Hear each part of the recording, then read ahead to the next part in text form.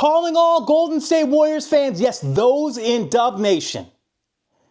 It's almost time, right?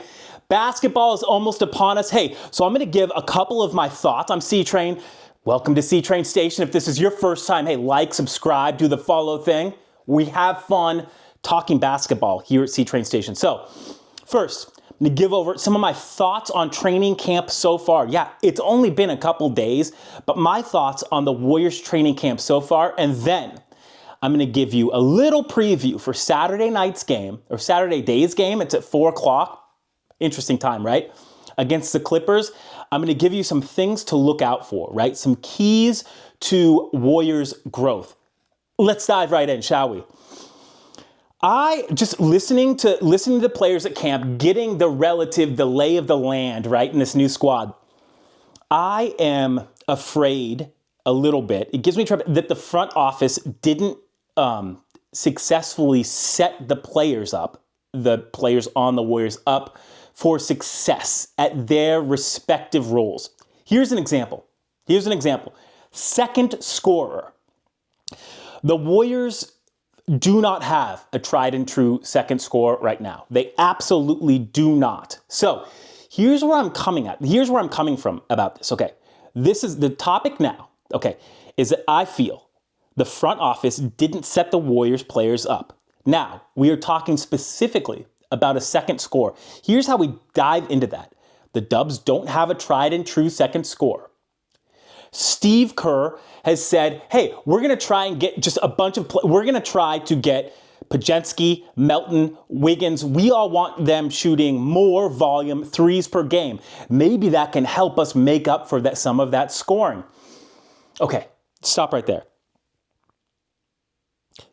I don't think it is necessarily the correct thing to do to ask Andrew Wiggins, who is your stalwart defensive player. He is two-way Wiggins, but he starts at defense, right?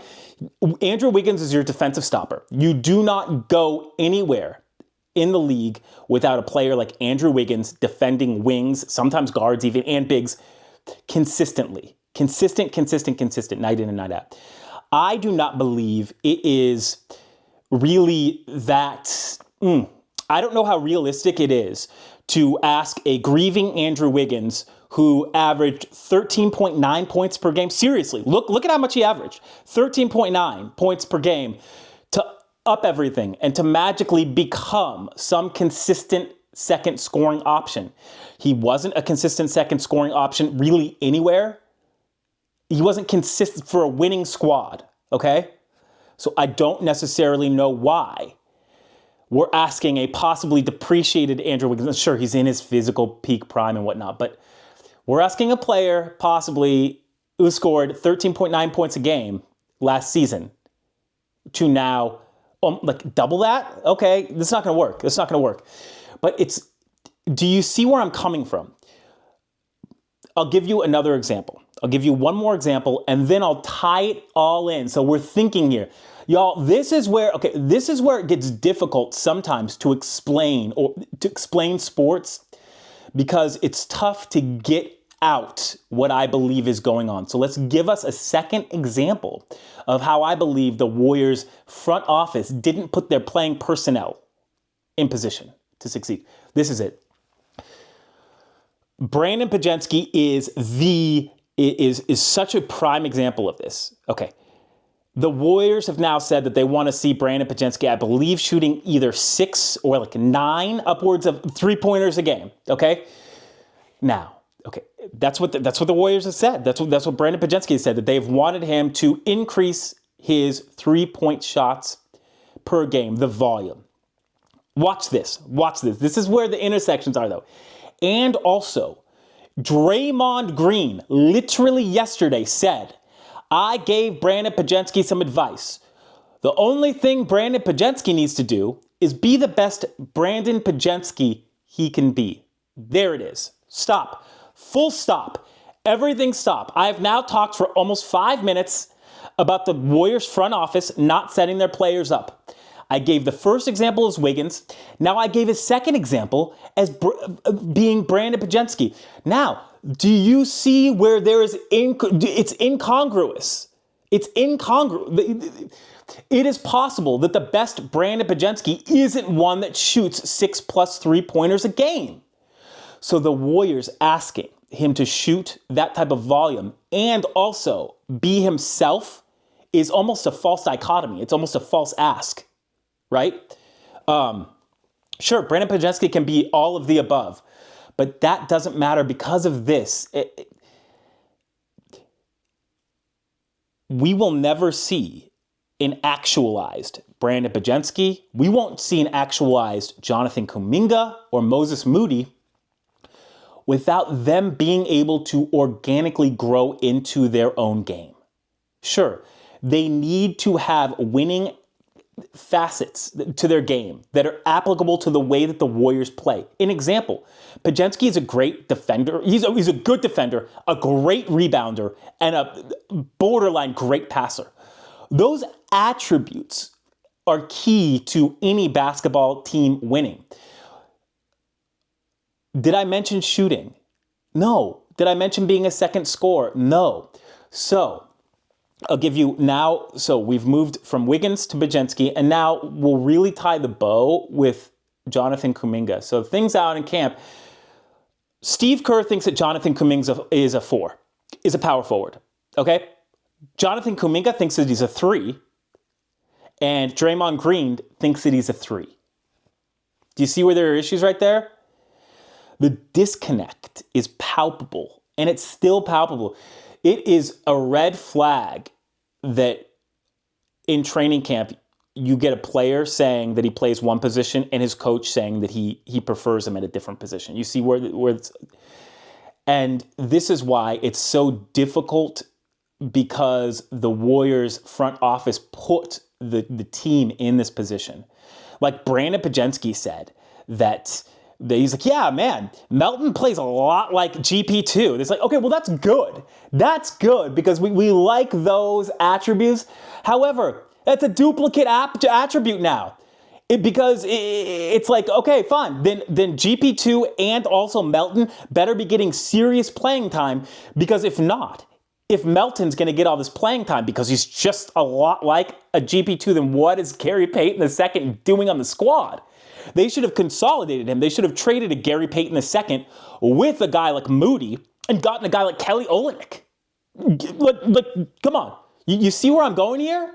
Like a big who actually plays the 4 and 5, so that now Jonathan Kuminga can go to his natural position, and Steve Kerr would have a guy like Kelly Olynyk, a bigger guy, so he wouldn't feel like he has to force Kuminga at these positions. But that's where the front office has led this squad. So where the front office could have fixed it, okay?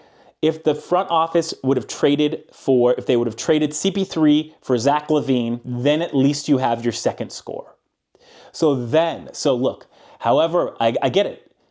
I don't love Zach LaVine and his fit with the Warriors, even though he's a great friend of Draymond Green's and won, I believe, a medal with Team USA. I'm not sure what the games were, but anyways, if you get a second scorer like LaVine, follow me. Follow me here, Warriors fans. It takes a second, but follow me.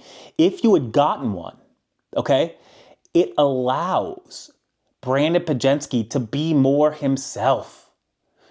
The Warriors would have had a second scorer, so Pajensky just has to worry about balling. If the Warriors had spent any time, just any mindfulness and gotten any type of size, something that they've been begging for, right? If they'd gotten like a Kelly Olynyk, right? Okay, and not just duplicated GP2 with Melton, if they'd gotten consolidated GP2 with a Moody, gotten Kelly Olynyk, listen to me, Warriors fans, then we're not forcing Kuminga to be something that he isn't. Okay? Then we're not forcing, because then Kuminga, sure, if there's an Olynyk and Draymond front court, then yeah, it definitely puts Kuminga at that 3, but it's like this, the 3-point shooting from a Kelly Olynyk opens things up. It's tough, and it's going to be tough and frustrating to get a read on this Warriors squad. It's going to be tough and frustrating because we want them to win. They don't stack up super well in the incredibly competitive West. They're not a well-rounded team. Show me where the size is on the Warriors.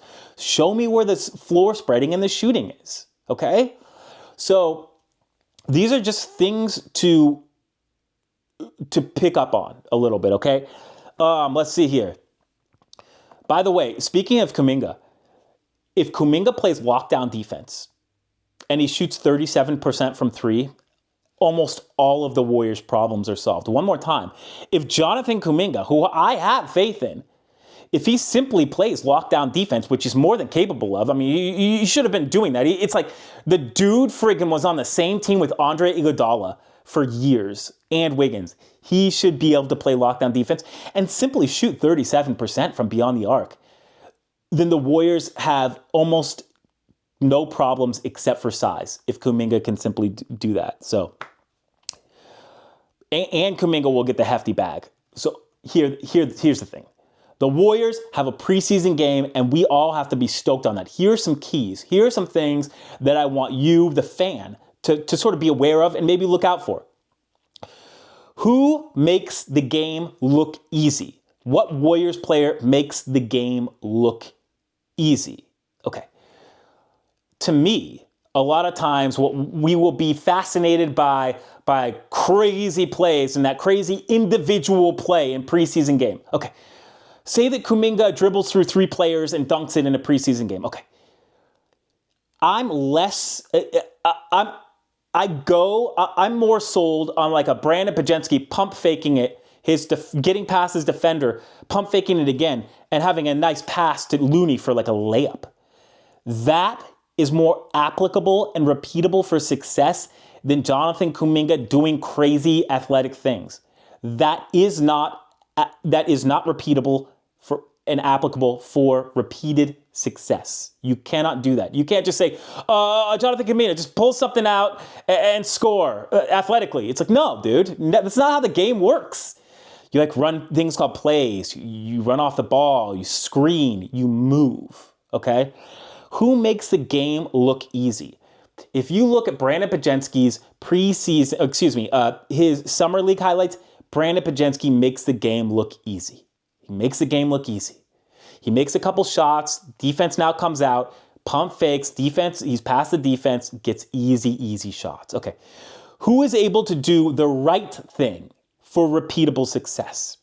Okay, so say that, say a wing has the ball, any wing, Moody, Waters, Kuminga, say they get the ball, they have the ball, are they going, and Steph's on the court, will they move the ball and relocate to try to get, or will they wave people out and try to go one-on-one, something that Steve Kerr abhors? Steve Kerr does not love the one-on-one game.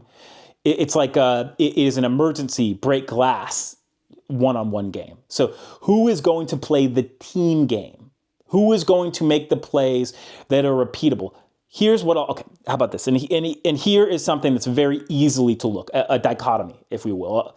One slope and then a slippery slope. Okay. Kuminga dribbles through three players, does a windmill dunk. Gotcha. How many times is he going to be able to do that in a game? Other one. Pajensky pump fakes, gets past his first defender, bounce passes to Looney for a layup. Do you think that you'll see more Kuminga windmill dunks through four players or more Kevon Looney layups? It's so easy, but we have to have the vision and we have to understand with the vision, we need to think about the efficiency of what we're talking about. I want to see Kuminga score a bunch of points. I want to see the Warriors win. And also, those points need to be repeatable processes. Okay, Michael Jordan's go-to move, he would get right about the free throw line, about 12 to 13 feet away. He'd sort of back you up, turnaround jumper. He could do that against anyone. What is Jonathan Kuminga's go-to move? Nobody knows. Yeah, I don't think he has one. Andrew Wiggins gets to the top of the key. He's got this one move. He gets to the top of the key, and he, like, a little fake, dribbles in and does that spin move, the little tornado. Andrew Wiggins has a tornado move that he can go to. What does Kuminga have? Jordan, Kobe had the fadeaway. What does he have for repeatable success? I want to see moves that have repeated chances for success. Also, lastly, there are going to be home runs hit, right? Like, Steph hits the home runs. Steph is a home run hitter, right? He hits those crazy threes. He hits the the night threes, right? Okay. The wee, is that how you say it? I'm trying to say it French. Anyways, he hits those 3-pointers, those night threes. What I want to see, though, are the singles. That's what Steve Kerr always talks about, hitting the singles. The more tic-tac-toe layups I see, the better. The more pump fakes off the baseline, getting past the defender, then have somebody else cutting in for a nice layup. That's what we want to see. That's repeated success, okay? Jonathan Kuminga isoing against 2 players is not repeatable for success. It will not work. There's only one person, and I have to say this, there's one person who you could break glass and in case of emergency and go to, and they could get you buckets, who was a Warrior. To me, that was Kevin Durant. I don't even think Steph could. You can run Steph off with multiple players, and he has to let go of the ball. Kevin Durant was literally the only player that you could just give him the ball and get the heck out of the way. Jonathan Kuminga is not Kevin Durant. Can he be shades of him, though? If he can even be 80% Durant on offense, accepted, done and done. But he has to be there on defense. Who's gonna hit those singles instead of the home runs? Who's gonna make the game look easy? And third of all, who's gonna D up? Who's gonna play that Warriors defense? Okay, you start at defense because it leads to easy offense. You're good at offense because you're better at defense, and that's what it leads to. Hey, this was a great little preview. This is a little aired out session with C-Train too, because we have to talk about, because when we are looking at this squad, we have to talk about things that they're duplicating, right? Like Lindy Waters and Moody, the duplicates in my opinion, okay? Like Melton and GP2 duplicates, okay? And what we want to see is we need to see those duplicates either be able to play with each other or consolidated for a different type of talent, which is so easy to do, but the Warriors are so afraid to do it. I don't know why they won't make a move. The Golden State Warriors are I believe, even with a Giannis trade, even if they got Giannis, they're more than 2 moves away, and they're afraid to even make one.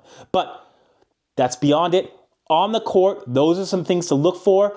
Tell me, what are you looking for? What are some things that you're looking forward to for the first preseason game against the Clippers? Like, subscribe, comment below. I'll see you next time at C-Train Station.